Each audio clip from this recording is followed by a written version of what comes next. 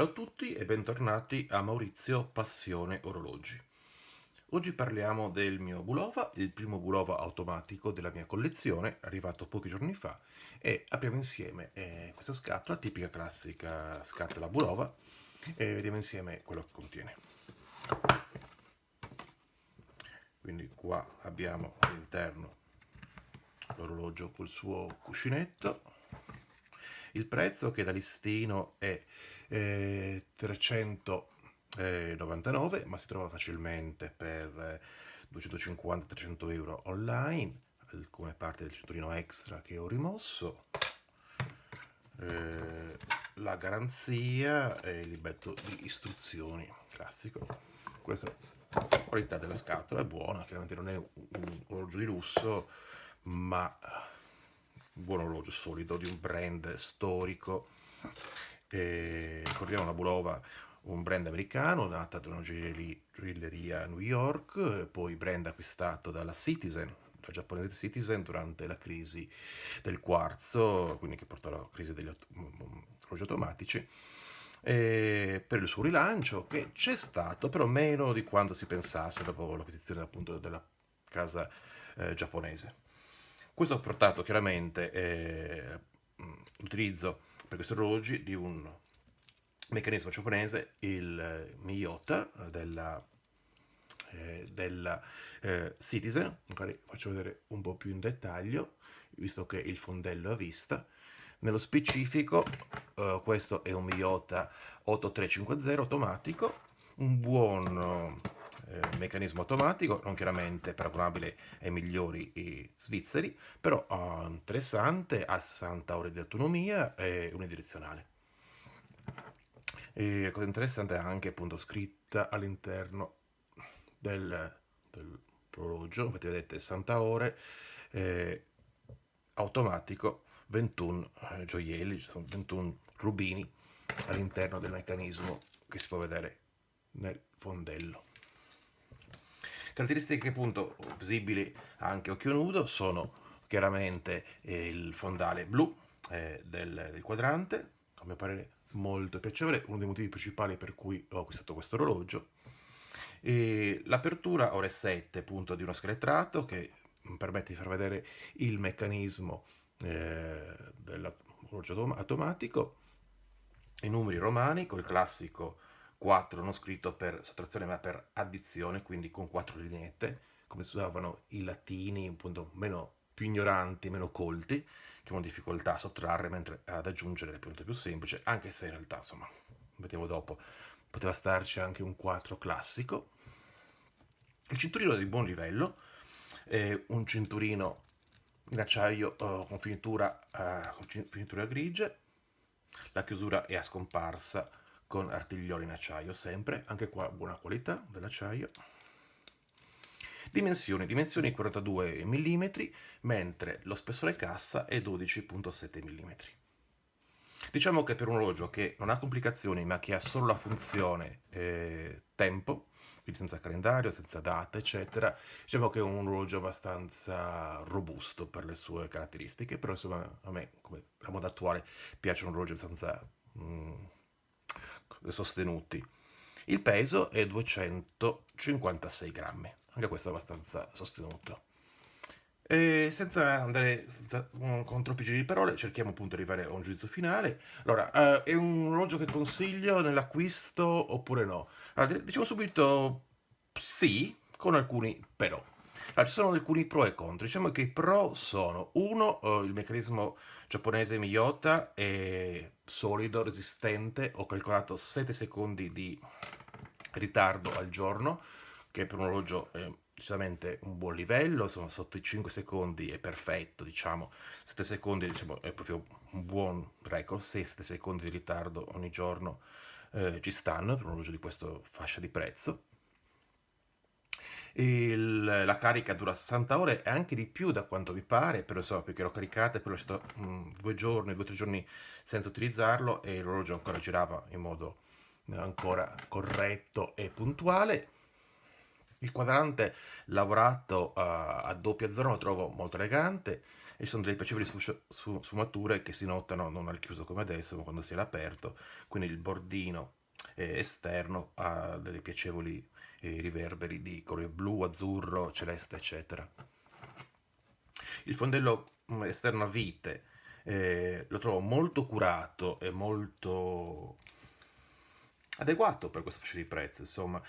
Chiaramente il meccanismo non è da wow, però è piacevole vederlo e anche il meccanismo a vite lo trovo molto curato nei dettagli. I numeri romani li trovo interessanti, è un po' una cosa un po' vintage che si usa poco, a molti non piacciono, però a me io li trovo piacevoli e amo soprattutto il fatto che ora 1, 3, 6 e 9 non ci siano i numeri romani che avrebbero reso troppo forte e carico il quadrante, ma c'è il logo della Bulova e poi dei segni appunto nei vari punti del quadrante.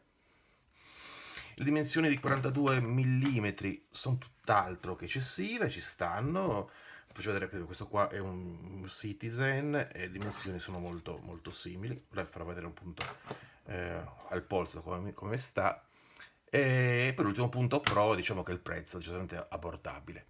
Qua non parliamo di migliaia di euro di un Rolex o di un altro brand svizzero, con 200, 300, 350 euro ci si porta a casa un orologio solido per chi piace l'apertura scheletrata, il colore anche piacevole, elegante, quindi chiaramente un orologio che si può vestire in contesti anche eleganti, non troppo casual, non troppo sportivi, non è un orologio a cui francamente andrei al mare o fare scalate in montagna, però ci sta. Questi sono i pro. I contro, allora diciamo che il peso 256 grammi sono tanti, considerando appunto l'assenza di complicazioni, si sentono sul polso questo peso. L'apertura RS7, diciamo che l'apertura RS7 era uno dei il secondo motivo, oltre al quadrante blu, anche il fatto di volere un Bulova nella mia collezione, che mi ha spinto a comprare questo orologio. In realtà questa apertura, che può essere divertente all'inizio, con lungo andare può essere anche un po' stucchevole, può anche stancare. Diciamo, quindi bisogna considerare che le scheletrature degli orologi non sono per tutti.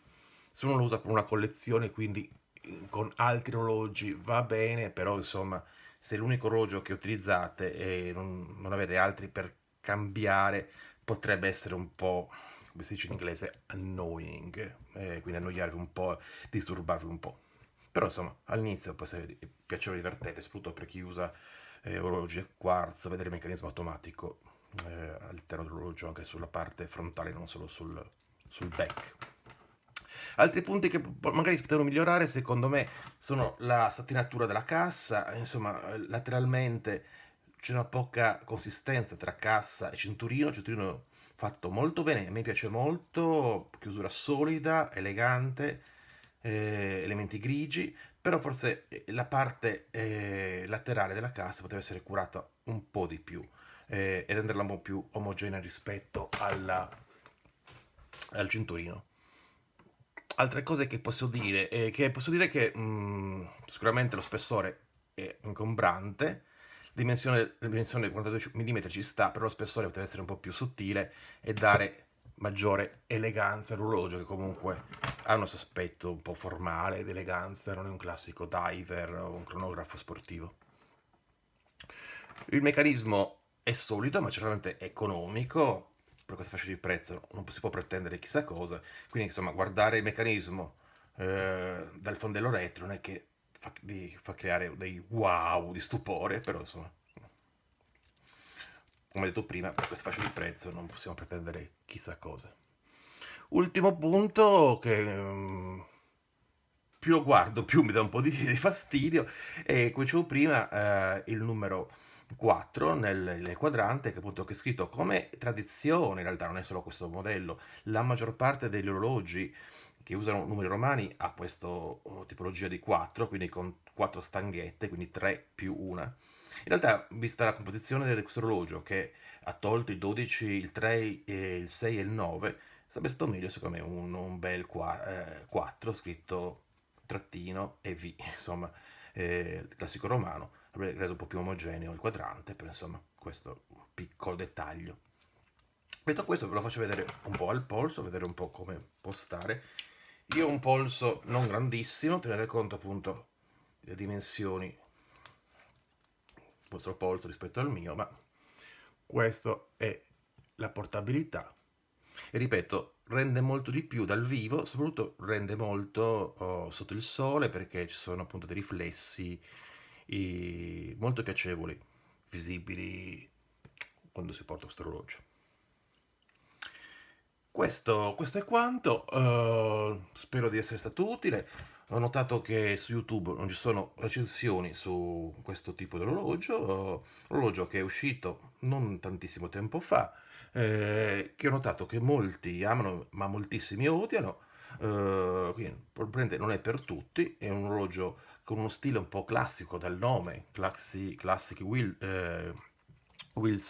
Wilton, scusate, e ripeto il codice di questo orologio che è il 96A218 Bulova. Per questa fascia di prezzo io direi di consigliarlo sicuramente. E consiglio sicuramente a chi ha una collezione e chi ha almeno 2 o 3 orologi che può cambiare. Magari può avere un orologio più sportivo, un diver o un cronografo impermeabile da usare insomma un po' da battaglia quando si va al mare, si va in bicicletta, si fa una passeggiata nei boschi, eccetera. Questo orologio è più indicato per abiti più formali, per situazioni più urbane. Ecco, io questo orologio non farei mai un'immersione, francamente, o attività sportive al di fuori, insomma, outdoor. Questo è quanto, spero vi sia servita questa mia recensione e ci sentiamo e ci vediamo alla prossima recensione di orologi. Da Maurizio, Passione Orologi, alla prossima, ciao!